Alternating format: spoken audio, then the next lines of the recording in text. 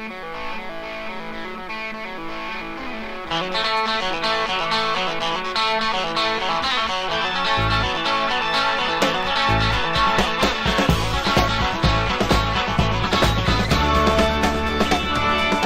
I'm John DeVella, and this is your Classic Rock Update. And we start out with a story from the Don't Believe Everything You Read on the Internet department.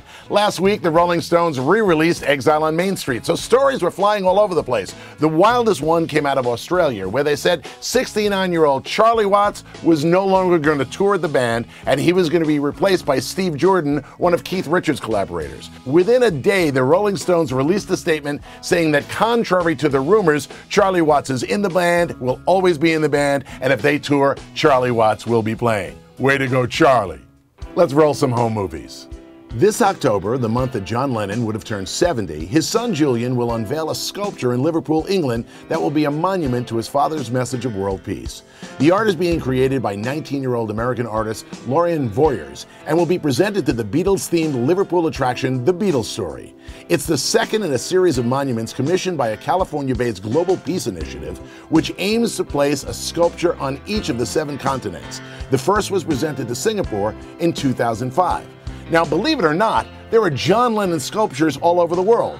Here's one that's in Liverpool Airport, this one outside the Cavern Club, this one here is from the Hard Day's Night Hotel in London, this one in Lima, Peru, and this one in, of all places, Havana, Cuba.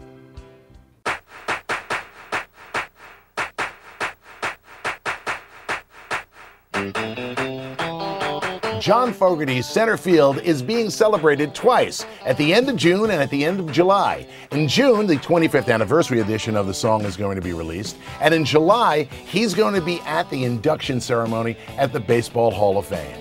John went on to say that he is so glad that this song has become part of a sport that he truly loves. Fogerty will perform the song that day at the induction ceremony, and it's the first time that a musical artist or a song is being inducted into the Baseball Hall of Fame. Yardbirds drummer Jim McCarty says that the band never lived up to its potential when Jimmy Page and Jeff Beck were in it. He's still on the road with Chris Drea and they're still doing shows, but he recently told the Cleveland Plain Dealer that, well, when Beck left the band, well, they never really gave him a good shot.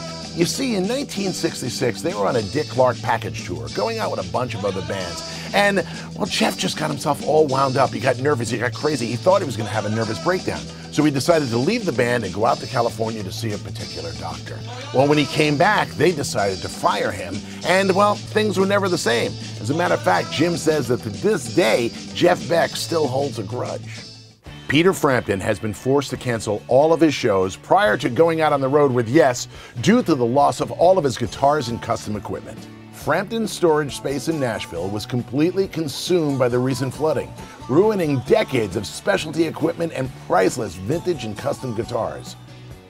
Frampton posted on Facebook, "Without belittling the devastation and suffering in Nashville, my band and I don't even have a guitar strap, let alone a guitar that wasn't totaled in the flood."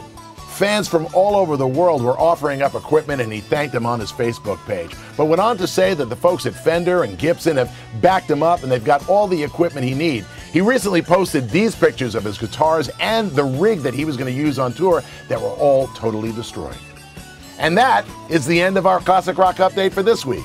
I'll see you on the radio weekday mornings from 5:30 to 9 on Classic Rock 102.9 MGK.